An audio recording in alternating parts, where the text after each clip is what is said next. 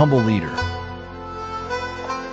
Yusuf was elected as the leader of his small village. Many thought he would change and become arrogant, but Yusuf remained the same, greeting everyone with warmth, helping the elderly, and listening patiently to the poorest of the villagers.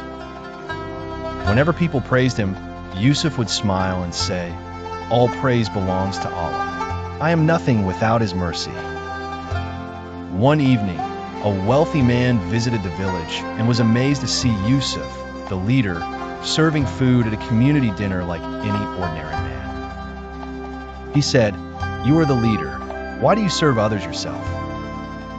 Yusuf replied humbly, "The Prophet Muhammad, peace be upon him, served others with his own hands.